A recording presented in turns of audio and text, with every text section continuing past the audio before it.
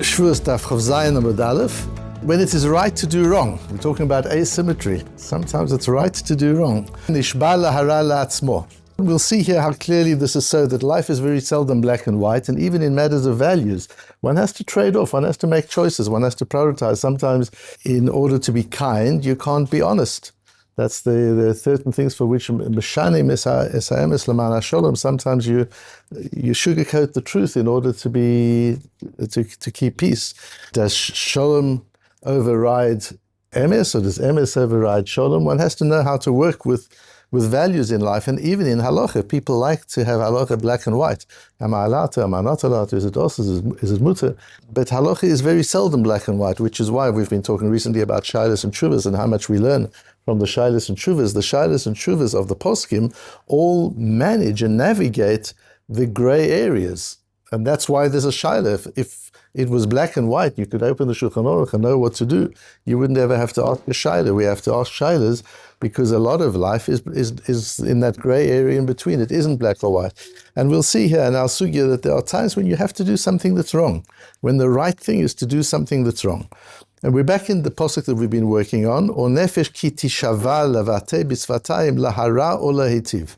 We focus on a different part of the pasuk, and if a person, an individual, takes an oath to express with his lips, and we talked yesterday about what that means, lahara or lahitiv, to do bad or to do good. So the Gemara learns on that. What happens if a person makes a shvuah, makes an oath not to keep a mitzvah? I'm not going to eat matzah this Pesach. I'm not going to sit in the sukkah this sukkahs. And Rashi says maybe that's what it means. Lahara, la'asot meriah, la'asot shemevatel et mitzvah. I'm canceling the mitzvah. I'm swearing not to do a mitzvah. What's worse than that? Maybe that's what lahara means. And if I made an oath to cancel a mitzvah, and then I changed my mind and I kept the mitzvah, maybe I'm guilty of transgressing my oath.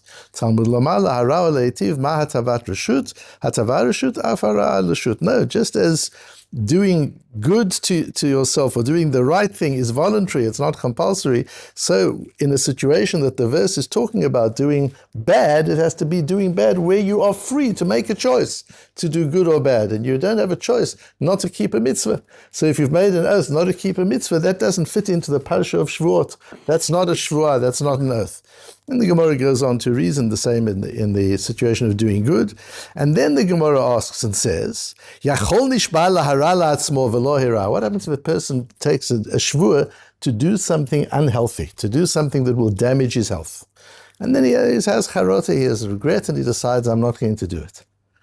Yachol yehei patur. Is he patur? Do we say that was never an oath to start with? Talmud lomar lahara leitiv ma hatava reshut af hara reshut avi nishb'a lahara la'atzmo v'lo hara shirashut biyado. Since you are permitted to damage yourself, says the Gemara, that fits into the shvuah, and therefore it is a shvuah, and he's not patur. Talmud lomar lahara leitiv ma hatava reshut af hara reshut. When does the oath take effect? If you're doing something voluntary, where you have the free choice to do or not to do. And to harm yourself or not harm yourself, you have free choice, and therefore it will be a good shvuah. Tosfos has a difficulty, and this Tosfos altogether arouses a lot of difficulty. Tosfos says, but we've already used these words, lahara or lahitiv, to teach us that if you swear to do a mitzvah or you swear not to do an avera, that the shvuah is not chal, the shvuah doesn't work. That's not called an oath. We've already used it for that. Now that the Gemara comes along and wants to learn from that same pasuk, if you make an oath to damage yourself, that oath works. Says Tosfos, Kuli hachbava lo tzricha ela la'ashmu'inan da'adam rashai lachbol ba'atzmo. This is just to expand the principle and teach us that a person is allowed to cause himself harm. Says Rashi, that's what this piece of Gemara, this last piece of this Gemara comes to teach us, is that you're allowed to cause yourself harm. A lot of difficulty with that. Firstly, we learned back in January last year, we learned Daf Tzadi Aleph in Bava Kama, where a similar sugya appears. And there we came to the conclusion is clearly the halacha is you're not allowed to harm yourself. And I even brought you the Chofetz Chaim there that we learned about cigarette smoking and how Hashem gives each person the energy he needs and the health he needs to fulfill his purpose in the world. And what right have you got to do to deplete your energy? What right have you got to do anything that diminishes your energy or your good health? By choice. You don't have a right to do that. And we brought the Chacham Tzvi and others that paskin clearly, you're not allowed to damage yourself. So what is this Tosfos saying? This piece of Gemara comes shelo l'halacha. And why are we taught that in this parsha of Shevuot? That's a different parsha. There we deal with it in Bava Kama and laws of damages. Why in the laws of Shevuot, by the way, does this come to teach us this important law? That according to Tosfos, you are allowed to damage yourself. And furthermore, the Tosfos himself further on in the Masechta asks, why are we even discussing this? We have a posuk of Hishamru ma'od lenafshotechem. Preserve your health. There's a doraisa. You've got to take care of your health. Why are we talking about whether you can damage yourself or not? Clearly from that posuk you can't damage yourself. So this Tosfos altogether becomes very difficult, and is why the Ran learns this differently and says, no. You're right, says the Ran. We've established you're not allowed to damage yourself. That's established in Bava Kama and Daf Tzadi Aleph. Nevertheless, Midrosha at Yelan. Where do we learn that from? In the Gemara and Bava Kama, where do we learn that you're not allowed to damage yourself? We learn it from the case of a Nazir, if you remember. That a Nazir is called a Chotei, a Nazir is called a sinner. And the Gemara says, we have a case of, which I bring just further on, where Rabbi Lapin says, Ma Talmud loma v'chiper alav ma'asher chata ala nefesh, that the Nazir has to bring a sin offering for kapara, for atonement. V'chi be'ezeh nefesh chata zeh. What sin did he do? He became a Nazirite. What's so bad about that? Ela shitzier atzmo min hayayin. He deprived himself of wine. That's all he did. For 30 days he said, I won't drink wine. That in itself is a chet. And we see from there, if just depriving yourself of one item that you're allowed to have, and you choose not to have it, and you make a shvuah, you take a neder that you're not going to have that, and that's called a chotei, you're a sinner. If you metzayer atzmo michol davar alach at kama v'kama, if anything more serious, you decide to deprive yourself of something healthy, and you deprive yourself of it, how much more so you're called a sinner. Says the Ran, so it's not a beferish in the posuk. It doesn't say you may not damage yourself. We work it out from the Nazir. And again, that's difficult, the question we've just asked. Yes, you work it out from the Nazir, but Tosfos on Daf Lamed Vav says, Ushmartim es nafshosechem. We've got to be careful about your health. It is explicit in the Torah. Why is the Ran saying this is not explicit? Yes, in Bava Kama, we learn it out of this case of the Nazir, which in itself is difficult. Why learn it out of the case of Nazir? Which is Tosfos' own question on Daf Lamed Vav, and he doesn't answer it. Why learn it out of the case of Nazir in this obscure way when it says quite clearly you can't do it? And why does the Ran say this is a case where you learn it indirectly through a drosha, you figure it out from the Torah, but it doesn't say so explicitly, and therefore in this case you're allowed to harm yourself. The shvuah is chal, the shvuah lands well. Even though normally you can't make an oath to do something which the Torah prohibits, or to not do something which the Torah commands, in this case, you can make such a shavua, as we see from Nazir. In the case of Nazir, you're allowed to deprive yourself of wine for 30 days, even though that's considered a sin. So you see that the shvua works, is how the Ran learns it. But if we work through this carefully, an amazing thing emerges, and it could result that the Ran and Tosfos are not even disagreeing with one another, if one understands clearly what's happening.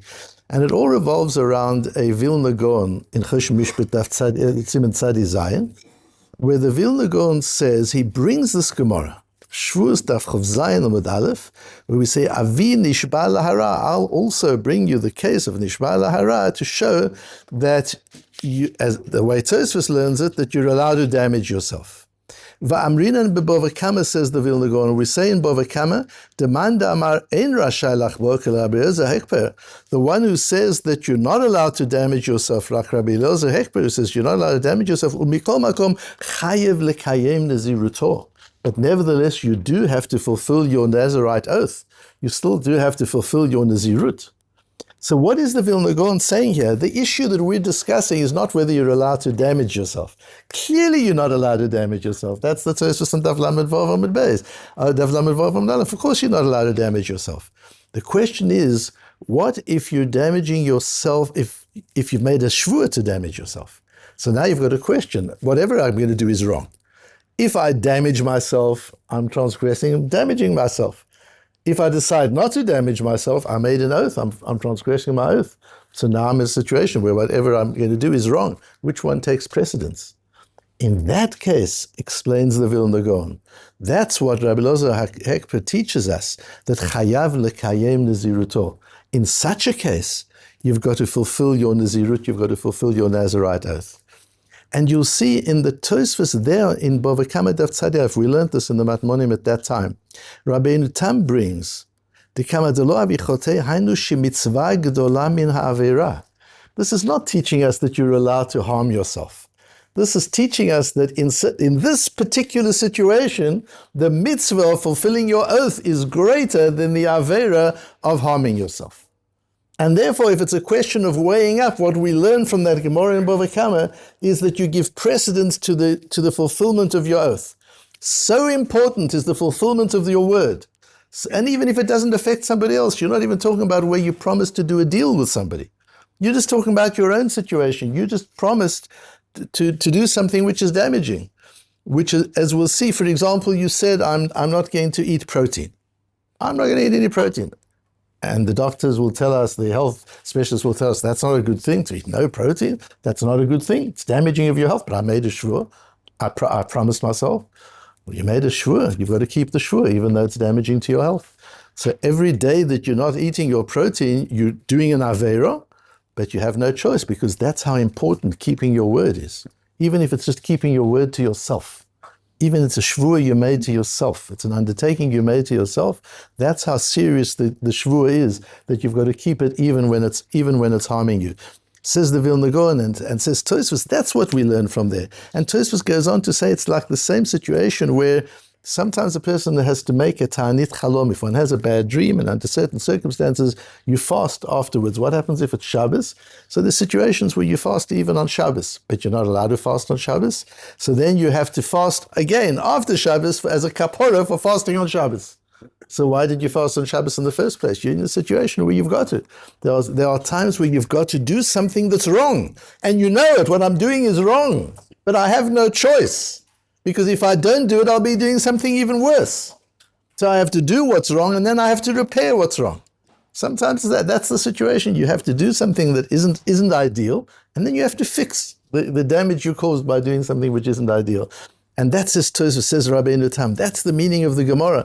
And that's what the Vilna Gaon comes and says, Mikol makom chayev lekayem neziruto.